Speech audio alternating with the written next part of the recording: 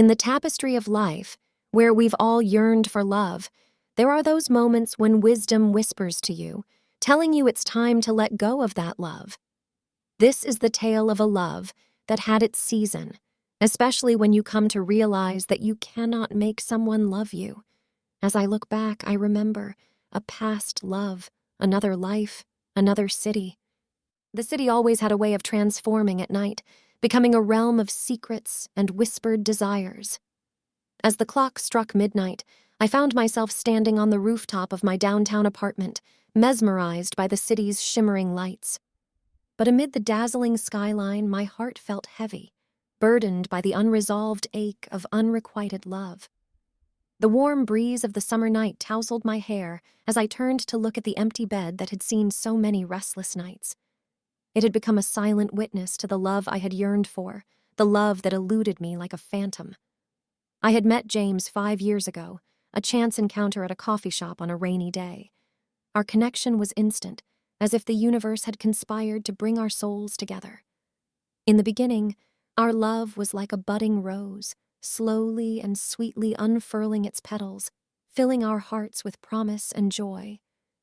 But as the years passed, we found ourselves trapped in a web of misunderstandings and unspoken words, our once lively conversations replaced by an uneasy silence.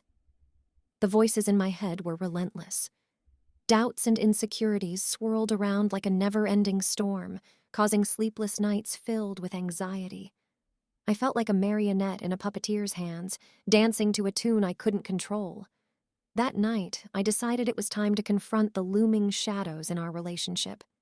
I reached for my phone and dialed James's number, my trembling fingers betraying my inner turmoil. After a few rings, his voice broke through the line, sleep still heavy in his tone.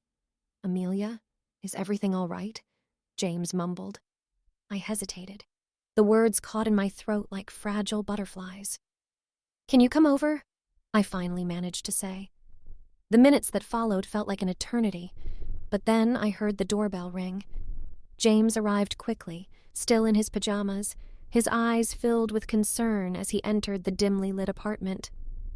"Amelia, what's wrong?" he asked, his voice a soothing balm for my frayed nerves. I led him to the living room where we sat together on the sofa. As the city lights seeped through the window, I turned to him, my eyes searching his for answers.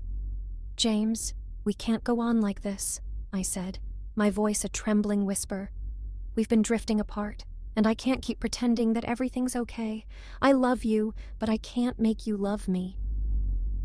James remained silent for a moment, his gaze locked with mine.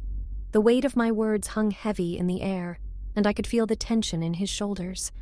"I know," he finally admitted, his voice heavy with the weight of his confession. "I've been struggling too, Amelia.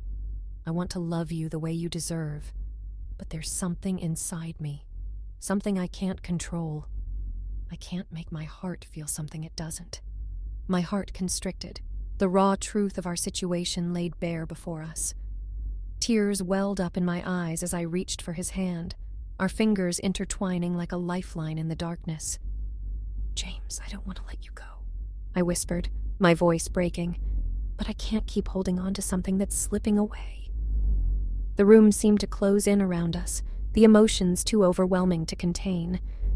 We sat there in silence, tears flowing freely as we shared a moment of profound sadness and acceptance.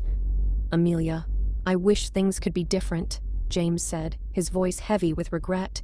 "You're an amazing person, and you deserve someone who can give you the love you crave. Tonight, before the dawn breaks, let's just hold on to each other, and I promise I won't try to sway you with empty words." I leaned in, resting my head on his shoulder, finding solace in his warm embrace. We clung to each other, the love that still lingered between us acting as a salve for our wounded hearts.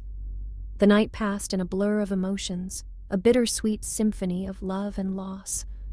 The clock on the wall continued its steady march toward morning, and I found myself caught in a web of conflicting desires. My heart longed for James, but my head knew that it was time to let go. As the first rays of dawn painted the sky in soft hues of pink and gold, I finally mustered the strength to break our embrace. I looked into James's eyes one last time, my voice filled with resignation. "When morning comes, I promised I will do what's right," I said, my words heavy with the weight of our impending farewell. Sadly, I continued, "Just let me lie here with you until then." James nodded, his eyes glistening with unshed tears. He knew that this was the only way forward, that we both needed to find our own paths, even if it meant walking away from a love that had once consumed us. When finally dawn broke, I watched as James left my apartment.